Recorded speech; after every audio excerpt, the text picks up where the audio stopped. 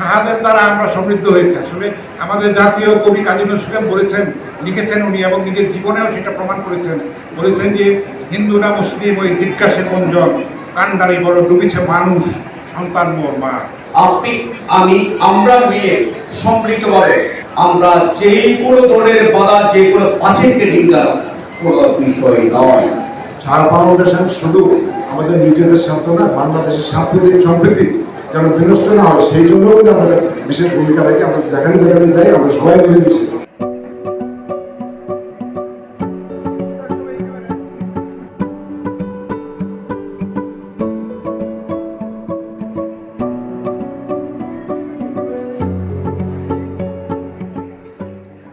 ধন্যবাদ এবং অভিনন্দন জানাচ্ছি। আমরা জানি যে শাহাদের অবদানে আমরা সমৃদ্ধ। আমরা বলতে পারি আরপি শাহার কথা, ভারতেশ্বরী হোমস, কুমুদিনীর কথা আপনারা জানেন। এটা একটা রোল মডেল, বিশ্ব মডেল। আমি লিখেছি সেটা নিয়ে। আপনারা জানেন যোগেশচন্দ্র সাহা, সাধনা ঔষধালয়ের প্রতিষ্ঠাতা, রসায়নের কৃতি ছাত্র। আপনারা জানেন যে মুক্তিযুদ্ধের সময় গঠিত উত্তরধারা ফাউন্ডেশন, যে স্বাধীন বাংলা সাহিত্য পরিষদ, আমাদের চিত্তরঞ্জন সাহা আজকে 28শে ফেব্রুয়ারি 21-এর বইমেলা শেষ দিন, 21-এর বইমেলা কিন্তু প্রবর্তক বলা যেতে পারে চিত্তরঞ্জন সাহাকে। দেশ বরেণ্য কবি মহাদেব সাহা, আরও যদি আমরা দেখি বিজ্ঞানী মেঘনাথ সাহা। শাহাদের দ্বারা আমরা সমৃদ্ধ হয়েছে। আসলে আমাদের জাতীয় কবি কাজী নজরুল ইসলাম বলেছেন, লিখেছেন উনি, এবং নিজের জীবনেও সেটা প্রমাণ করেছেন। বলেছেন যে হিন্দু না মুসলিম ওই জিজ্ঞাসে কোনজন, কান্ডারি বড় ডুবিছে মানুষ, সন্তান মোর মা। আমরা সবাই কিন্তু একই বৃন্তে দুটি কুসুম, হিন্দু মুসলমান। আমরা সবাই মিলে চেষ্টা করবো একটা মানবিক বাংলাদেশ গড়ে তোলার জন্য, বৈষম্যহীন বাংলাদেশের জন্য। এখানে কোনো মেজরিটি নাই, কোনো মাইনরিটি, সবাই মেজরিটি। আমরা দেশকে ভালোবাসি, আমরা এই ভূমির সন্তান।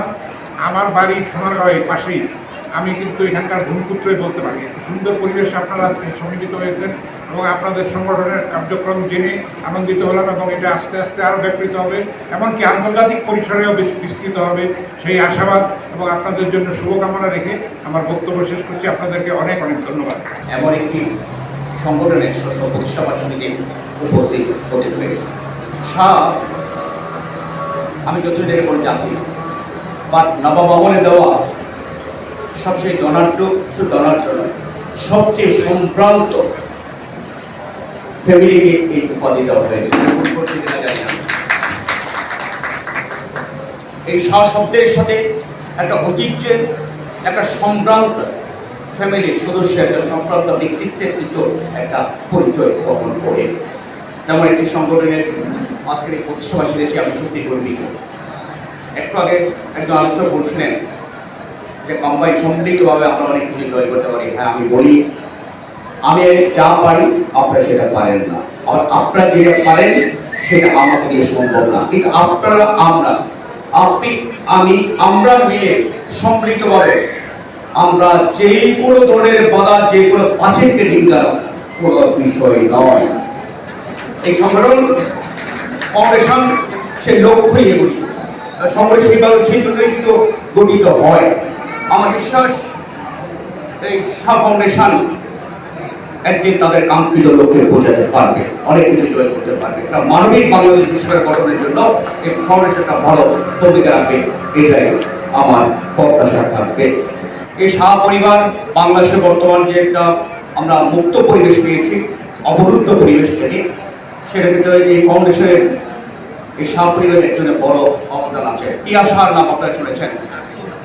সে প্রিয়া সাহা যখন ফেসিবাদ আমাদের এখানে জেগে বসেছিল, গণতন্ত্রের সে লেখাটাকে একেবারে সীমিত করে ফেলা হয়েছিল, সেই সময় যারা বাংলা একটা মানবিক বাংলাদেশের জন্য, যারা অসাম্প্রদায়িক বাংলাদেশের জন্য, যারা গর্জে উঠেছিল এই বাংলাদেশের 17 কোটি মানুষের, এই বাংলাদেশের মালিক, কে হিন্দু, কে বৌদ্ধ, কে খ্রিস্টান, তার ধর্মীয় পরিচয়, কিন্তু এই দেশের প্রতিটি নাগরিক হচ্ছে এই দেশের মালিক, সমান মালিক।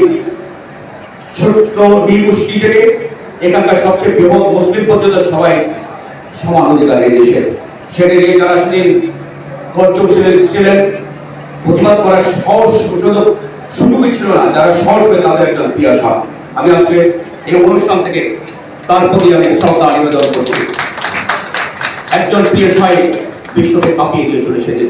আজকে যে বাংলাদেশের গণতন্ত্রের পথে ফিরে এসেছেন, আমরা কোন দল মত আমি সেটা বলতে চাই না।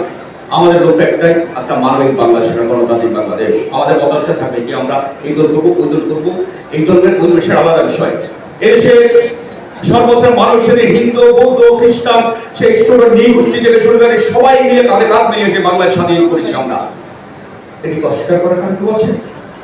এই বাংলাদেশের প্রতি আন্দোলন সংগ্রামে আমাদের সকল ধর্মের মতের লোকজনের কিন্তু অংশগ্রহণ আছে। অর্থাৎ এই বাংলাদেশের মালিক এদেশের 17 কোটি কিংবা 18 কোটি সব মানুষের মালিকানা। ব্যক্তিগত কোনো পরিবার, কোনো ব্যক্তির মালিকানা এখানে বেশি, তেমন কিছু ভাবাই হতে সংবিধান বিরুদ্ধে যাওয়া। আমি ওই জন্য প্রিয় সাথে সাথে আপনারা জানেন তিনি সেটা আন্তর্জাতিকভাবে তুলে ধরার পর আন্তর্জাতিক চাপ এসেছে। আমি নিজেও 3টা ইলেকশনে ভোট দিতে পারি, এগুলো বাস্তব সত্যি। গিয়েছি কাছে বড় ভোট হয়ে গেছে, এই বাস্তবতা তো ছিল।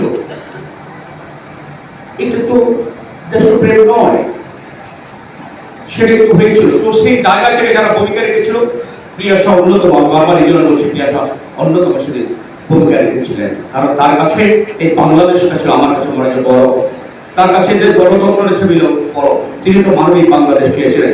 আশা করি সেই প্রিয়াসাকে আমরা যেমন শ্রদ্ধা করছি, শাহ ফাউন্ডেশন আগামীতে একটা মানবিক বাংলাদেশের জন্য, একটা অসাম্প্রদায়িক বাংলাদেশের জন্য, এদেশের 17 কোটি মানুষ যে বাংলাদেশের মালিক, তার মালিকানা ফেরত দেওয়ার জন্য, তার মালিকানা বুঝে নেওয়ার জন্য কাজ করবেন। এই প্রত্যাশাকে শেষ করছি। আপনাদের সবাইকে অবদান ধন্যবাদ। শাহ ফাউন্ডেশন কিন্তু আমাদের এই বিপন্ন মানুষের জন্য কি করছে, শাহ ফাউন্ডেশন কিন্তু নিজেদের জন্য না।